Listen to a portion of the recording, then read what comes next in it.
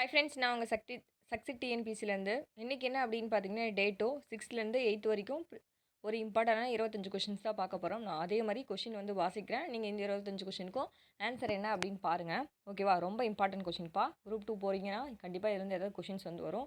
நம்ம ரீகால் பண்ண மாதிரி ஆயிரும், ரிவிஷன் பண்ண மாதிரி ஆயிரும். சரியா? ஃபர்ஸ்ட் கொஷின் பாருங்கள். சட்டத்தின் ஆட்சி என்ற பதத்தை உருவாக்கியவர் யார் அப்படின்னு பார்த்தீங்கன்னா, ஆப்ஷன் பி ஏவி டைசி. சரியா? சட்டத்தின் ஆட்சி அப்படின்ற பதத்தை உருவாக்கியவர் யார் அப்படின்னு பார்த்தீங்கன்னா ஏவி டைசி. Next question. தேசிய ஊராட்சி தினம் எப்போது? தேசிய ஊராட்சி தினம் எப்போது அப்படின்னு பார்த்தீங்கன்னா, நமக்கு தினத்துலேருந்து கண்டிப்பாக ஒரு கொஷின்ஸ் கேட்பாங்க. ஆனால் என்ன தினம் கேட்பாங்கன்னு தெரியாது. அதுக்காக இந்த கொஷின். சரியா? தேசிய ஊராட்சி தினம் எப்போது அப்படின்னு பார்த்தீங்கன்னா ஏப்ரல் 24. Next question. தமிழ்நாட்டில் முதல்ல உருவாக்கப்பட்ட நகராட்சி எது அப்படின்னு பார்த்தீங்கன்னா ரொம்ப இம்பார்ட்டன்ட் கொஷின். பஞ்சாயத்து ராஜ்லேருந்து கண்டிப்பாக ஒரு கொஷின்ஸ் வந்து கேட்பாங்க. எந்த கொஷின் கேட்பாங்கன்னே நமக்கு தெரியாது. சரியா? அதனால நம்ம எல்லாமே வந்து படிச்சுக்கணும். தமிழ்நாட்டில் முதல்ல உருவாக்கப்பட்ட நகராட்சி எது அப்படின்னு பார்த்தீங்கன்னா ஆப்ஷன் சி வாலஜாபேட்டை. தமிழ்நாட்டில் முதலில் உருவாக்கப்பட்ட நகராட்சி அப்படின்னு கேட்டாங்கன்னா ஆப்ஷன் சி வாலஜாபேட்டை. நெக்ஸ்ட்டு. உயர்நீதிமன்ற நீதிபதி இருக்காங்க இல்லையா, அவங்க ஓய்வு பெறும் வயது என்ன அப்படின்னு கேட்குறாங்க. வயது என்ன அப்படின்னு பார்த்தீங்கன்னா ஆப்ஷன் ஏ 62. 62 வயசில் தான் என்ன பண்ணுவாங்க அப்படின்னா அவங்க வந்து ஓய்வு பெறுவாங்க. நெக்ஸ்ட்டு. விரைவு நீதிமன்றம் எந்த ஆண்டு உருவாக்கப்பட்டது? விரைவு நீதிமன்றம் எந்த ஆண்டு உருவாக்கப்பட்டது? எப்போ அப்படின்னு பார்த்தீங்கன்னா ஆப்ஷனு 2000 தான் என்ன பண்ணியிருப்பாங்க அப்படின்னா விரைவு நீதிமன்றம் வந்து உருவாக்கப்பட்டிருக்கும். Next question. இந்தியாவில் லோக் அதாலத் எங்கு முதல்ல நடைபெற்றது? சரியா? லோக் அதாலத் பற்றி படிச்சிருப்பீங்க, ஆனால் எங்கே நடைபெற்றது அப்படின்னு சொல்லி உங்களுக்கு தெரியாது. எங்கே ஃபஸ்ட்டு லோக் அதாலத் நடைபெற்றது அப்படின்னு பார்த்தீங்கன்னா ஜீனாத்தில். ஓகேவா? இது ரொம்ப இம்பார்ட்டன்ட் கொஷின்ப்பா. சரியா? லோக் அதாலத் முதல்ல எங்கே நடைபெற்றது அப்படின்னா ஜீனாகத். ஓகே. நெக்ஸ்ட்டு. அரசியல் நிர்ணய சபையில் இந்திய அரசியலமைப்பு எத்தனை நாட்களில் எழுதி முடிக்கப்பட்டது அப்படின்னு கேட்குறாங்க. உங்களுக்கே தெரியும், அது எழுதுறதுக்கு 2 வருஷம் ஆயிருக்கும். 11 மாதம் 17 நாட்களில் வந்து என்ன பண்ணியிருப்பாங்க, எழுதி முடிச்சிருப்பாங்க. சரியா? ஓகே. நெக்ஸ்ட் கொஷின் பாருங்கள். ஐநா சபை உலக மக்களாட்சி தினமாக செப்டம்பர் 15 எந்த ஆண்டு அறிவிக்கிறாங்க? உலக மக்களாட்சி தினமாக செப்டம்பர் 15 எந்த வருஷம் அறிவிக்கிறாங்க அப்படின்னு சொல்லி கேட்குறாங்க. எந்த வருஷம் அப்படின்னு பார்த்தீங்கன்னா ஆப்ஷன் சி 2007 வந்து அறிவிப்பாங்க.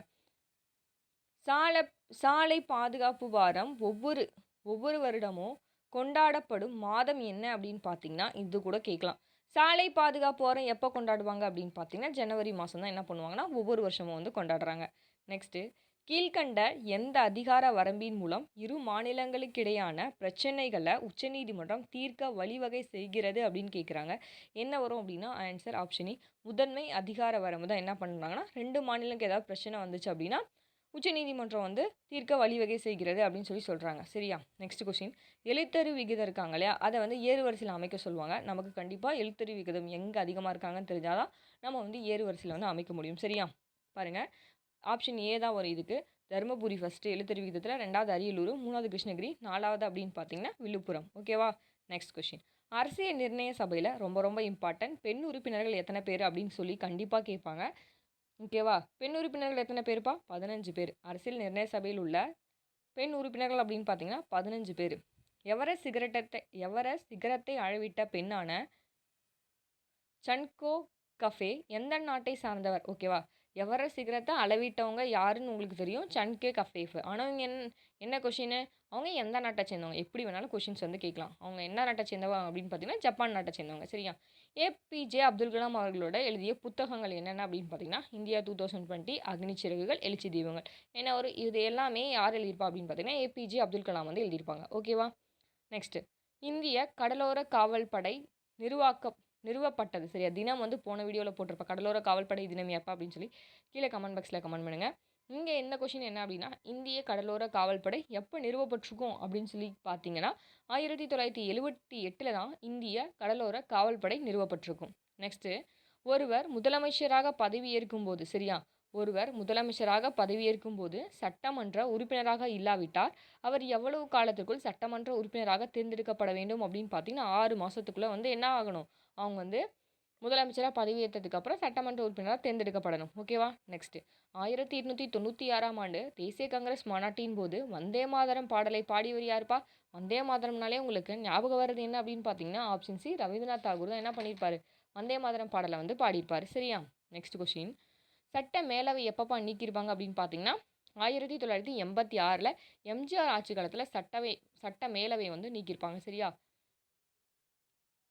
ஈரவை சட்டமன்றம் படிச்சிருப்பீங்க. ஆ என்னென்ன அப்படின்னு பார்த்தீங்கன்னா, ஈரவை சட்டமன்றம். அதில ஈரவை சட்டமன்றம் என்னன்னு தெரிஞ்சா தான் நம்ம இதில வந்து பொருந்தாது என்ன அப்படின்னு சொல்லி கண்டுபிடிக்க முடியும். என்ன கேட்குறாங்க? ஈரவை சட்டமன்றம் கொண்ட மாநிலங்கள்ல பொருந்தாது. ஈரவை சட்டமன்றம் எங்க இருக்கு? பீகார், கர்நாடகா, மகாராஷ்டிரா, ஓகேவா? டெல்லின்றது இதில வராது. சரியா? அப்ப ஈரவை சட்டமன்றம் கொண்ட மாநிலங்கள்ல பொருந்தாது அப்படின்னு பார்த்தீங்கன்னா, டெல்லி. நெக்ஸ்ட்டு இந்திய குடியுரிமை சட்டம் எப்போ கொண்டு வந்திருப்பாங்க? 1955ல இந்திய குடியுரிமை சட்டம் வந்து கொண்டு வந்திருப்பாங்க. நெக்ஸ்ட்டு பாண்டிச்சேரி மக்களுக்கு எப்போ குடியுரிமை குடுத்தாங்க? இந்திய குடியுரிமை சட்டம் 1955ன்னு எல்லாத்துக்குமே தெரியும். ஆனா, பாண்டிச்சேரிக்கு எப்போ குடியுரிமை குடுத்தாங்கன்னு சொல்லி நெறைய பேத்துக்கு தெரிய மாட்டேங்குது. சரியா? பாண்டிச்சேரி மக்களுக்கு எப்போ குடியுரிமை குடுத்தாங்க அப்படின்னா, 1962ல என்ன பண்ணியிருப்பாங்க? பாண்டிச்சேரி மக்களுக்கு குடியுரிமை வந்து குடுத்துருப்பாங்க. சரியா? நெக்ஸ்ட் வெளிநாடு வாழ் இந்தியர் தினம், அதாவது பிரவேசிய பாரதிய தினம் அப்படின்னு சொல்லி சொல்லுவாங்க. அப்போ ஜனவரி 9 தான் என்ன சொல்கிறாங்க? வெளிநாடு வாழ் இந்தியர் தினம் ரொம்ப ரொம்ப இம்பார்ட்டன்ட். தினத்திலே 2 கொஷின் பார்த்தோம். தேசிய ஊராட்சி நாள் எப்போ? நெக்ஸ்ட்டு வெளிநாடு வாழ் இந்தியர் தினம். ஓகே, ஜனவரி 19 ரொம்ப இம்பார்ட்டன்ட். நெக்ஸ்ட்டு தேசிய சட்ட சேவைகள் அதிகாரம் நால்சா அமைக்கப்பட்ட ஆண்டு அப்படின்னு பார்த்தீங்கன்னா எப்போ அப்படின்னு பார்த்தீங்கன்னா 1987. இப்போ ஒரு கரண்ட் அவர்ஸ் கொஷின்ப்பா. நான் குரூப் 2 படிச்சுட்டு இருந்தேன் கரண்ட் அவர்ஸு. அப்போ ஒரு கரண்ட் அவர்ஸ் கொஷின். நால்சாவோட நிர்வாக தலைவராக யார் இருக்காங்க அப்படின்னு பார்த்தீங்கன்னா சஞ்சீவ் கண்ணா வந்து இருக்காங்க. சரியா? கேட்கலாம். நால்சாவோட நிர்வாக தலைவராக யார் இருக்காங்க அப்படின்னா சஞ்சீவ் கண்ணா வந்து இருக்காங்க. சரியா? நோட் பண்ணி வச்சுக்கோங்க. இப்போ நால்சாவோட நிர்வாக தலைவராக யார் இருக்காங்க அப்படின்னா சஞ்சீவ் கண்ணா இருக்காங்க. இங்கே தேசிய சட்ட சேவைகள் அதிகாரம் நால்சா அமைக்கப்பட்ட ஆண்டு அப்படின்னு பார்த்தீங்கன்னா 1987. மனித உரிமைகள் பிரகடனத்தில் உள்ள சட்டப்பிரிவுகள் எத்தனை அப்படின்னு பார்த்தீங்கன்னா 30 சட்டப்பிரிவுகள் இருக்குது. மனித உரிமைகள் பிரகடனத்தில் உள்ள சட்டப்பிரிவுகள் எத்தனை அப்படின்னு கேட்டாங்கன்னா ஆப்ஷன் ஏ 30. நெக்ஸ்ட்டு அரசமைப்பு நிர்ணய மன்றம் எத்தனை உறுப்பினர்களை கொண்டு உருவாக்கப்பட்டது அப்படின்னு பார்த்தீங்கன்னா உங்களுக்கே தெரியும் 389 உறுப்பினர்கள் கொண்டு தான் என்ன பண்ணியிருப்பாங்க ஒரு அரசியலமைப்பு நிர்ணய சபை வந்து உருவாக்கப்பட்டிருக்கும். சரியா? சரி, ஃபர்ஸ்ட்லேருந்து பார்க்கலாம். அரசமைப்பு நிர்ணய மன்றம் எத்தனை உறுப்பினர்களை கொண்டு உருவாக்கப்பட்டது? 389. ஓகேவா? நெக்ஸ்ட் கொஷின் மனித உரிமைகள் பிரகடனத்தில் உள்ள சட்டப்பிரிவுகள் அப்படின்னு பார்த்தீங்கன்னா 30 சட்டப்பிரிவுகள் இருக்குது. தேசிய சட்ட சேவைகள் அதிகாரம் நால்சா அமைக்கப்பட்ட ஆண்டு 1987 வந்து அமைச்சிருப்பாங்க. சரியா? நெக்ஸ்ட் கொஷின் வெளிநாடு வாழ் இந்தியர் தினம் அப்படின்னு பார்த்தீங்கன்னா ஜனவரி 9 தான் என்ன பண்ணுவாங்க? வெளிநாடு வாழ் இந்தியர் தினமாக அனுசரிக்கப்படுகிறது. பாண்டிச்சேரி மக்களுக்கு எப்போ குடியுரிமை கொடுத்தாங்க? 1962ல் பாண்டிச்சேரி மக்களுக்கு குடியுரிமை கொடுத்துருப்பாங்க. இந்திய குடியுரிமை சட்டம் ஈஸியாக போட்டுறீங்க 1955. சரியா? ஈஸியான கொஷின் தான் நம்ம தப்பு பண்ணுறோம். அதனால் நல்லா பார்த்துக்கணும். ஈரவை சட்டமன்றங்கள் அப்படின்னு பார்த்தீங்கன்னா பீகார், கர்நாடகா, மகாராஷ்டிரா. ஈரவை சட்டமன்றங்கள் உங்களுக்கு என்னென்னு தெரிஞ்சிச்சுன்னா கீழே கமெண்ட் பாக்ஸில் கமெண்ட் பண்ணுங்கள். சரியா? நான் வந்து ஷார்ட்கட் அதுக்கு ஒரு வீடியோ வந்து போடுறேன். எப்படி ஈஸியாக ஞாபகம் வச்சுக்கிறது அப்படின்னு சொல்லிட்டு.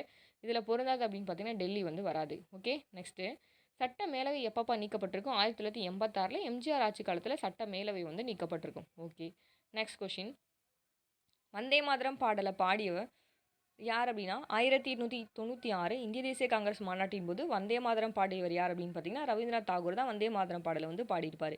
ஒருவர் முதலமைச்சராக பதவியேற்கும் போது சட்டமன்ற உறுப்பினராக இல்லாவிட்டால் அவர் எவ்வளவு காலத்திற்குள் சட்டமன்ற உறுப்பினராக தேர்ந்தெடுக்கப்படணும் அப்படின்னு பார்த்தீங்கன்னா 6 மாதத்துக்குள்ளே. ஓகேவா? சட்டமன்ற உறுப்பினராக தேர்ந்தெடுக்கப்படணும். சரியா? இதெல்லாம் தெரிஞ்சுக்க விஷயம். சரி, நெக்ஸ்ட்டு இந்திய கடலோர காவல்படை தினம் எப்போ நிறுவப்பட்டது அப்படின்னா 1978 என்ன பண்ணியிருப்பாங்க? இந்திய கடலோர காவல்படை தினம் வந்து நிறுவியிருப்பாங்க. ஏபிஜே அப்துல் கலாமோட புக்கில் என்னப்பா? அக்னி சிறகுகள், எழுச்சி தீபங்கள், த லூமினஸ் பார்க். ஒன் டைம் எதுக்காக ரிவிஷன் பண்ணுறோம்னா நம்ம படித்த கொஷின் என்னன்னு சொல்லி ஒன் டைம் எப்பயுமே ஸ்கிப் பண்ணாதீங்க. படித்தது ஒன் டைம் ரீகால் பண்ணிட்டு போங்க. அப்போ தான் கண்டிப்பாக லாஸ்ட் டைம் நமக்கு வந்து நிற்கும். எவரெஸ்ட் சிகரத்தை அளவிட்ட பெண் தான் யாருன்னா ஜென்கோ கஃபே. இவங்க எந்த நாட்டை சேர்ந்தவங்க அப்படின்னு பார்த்தீங்கன்னா ஜப்பான் நாட்டை சேர்ந்தவங்க. ஓகேவா? எந்த நாட்டு? ஜப்பான் நாட்டை சேர்ந்தவங்க. அரசியல் நிர்ணய சபையில் எத்தனை பெண் உறுப்பினர்கள் இருக்காங்க? 15 பேர் வந்து அரசியல் நிர்ணய சபையில் உள்ள பெண் உறுப்பினர்கள் 15 பேர். இது எழுத்தறிவு விகிதத்தில் ஏறு வரிசையில் அமைக்க சொல்லி கேட்கலாம். சரியா? எழுத்தறிவுனா தர்மம், எழுத தெரிஞ்சால் தான் தர்மம் பண்ண முடியும்னு சொல்லி ஞாபகம் வச்சுக்கோங்க. அதுக்கப்புறம் அரியலூர், அதுக்கப்புறம் கிருஷ்ணகிரி, விழுப்புரம். தருமபுரி தர்மபுரின்னு சொல்லி அடிச்சிக்கிட்டே இருக்காங்க. ஓகேவா? கிருஷ்ணகிரி, அதுக்கப்புறம் பார்த்தீங்கன்னா விழுப்புரம். சரியா? நெக்ஸ்ட்டு கீழ்கண்ட எந்த அதிகார வரம்பின் மூலம் 2 மாநிலங்களுக்கிடையான பிரச்சனையை வந்து தீர்க்க வழிவகை செய்து அப்படின்னு பார்த்தீங்கன்னா முதன்மை அதிகார வரம்பு தான் என்ன பண்ணும் 2 மாநிலங்களுக்கு ஏதாவது பிரச்சனை வந்தால் தீர்க்க வந்து வழிவகை செய்கிறாங்க. சாலை பாதுகாப்பு வாரம்னா உங்களுக்கே தெரியும் ஜனவரி மாதம் தான் என்ன பண்ணுறாங்க சாலை பாதுகாப்பு வாரமாக அனுசரிக்கப்படுறாங்க. ஐநா சபை உலக மக்களாட்சி தினமாக செப்டம்பர் 15 எந்த ஆண்டு அறிவித்தாங்க அப்படின்னு பார்த்தீங்கன்னா எந்த ஆண்டு அறிவித்தாங்க? 2007 வந்து அறிவிச்சிருப்பாங்க. சரியா? நெக்ஸ்ட்டு அரசியல் நிர்ணய சபையில் இந்திய அரசியலமைப்பு எத்தனை நாட்கள் எழுதி முடிக்கப்பட்டுச்சு? 2 வருஷம் 11 மாதம் 17 நாட்களில். சரியா? நெக்ஸ்ட்டு இந்தியாவில் லோக் அதாலத் வந்து எப்போ பாருங்கள், சட்டத்தின் ஆட்சி என்ற பதத்தை உருவாக்கியவர் யார் அப்படின்னா ஏவி டைசி. நெக்ஸ்ட் தேசிய ஊராட்சி தினம் அப்படின்னா ஏப்ரல் 24. தமிழ்நாட்டில் முதல்ல உருவாக்கப்பட்ட நகராட்சி அப்படின்னு பார்த்தீங்கன்னா வாலஜாபேட்டை.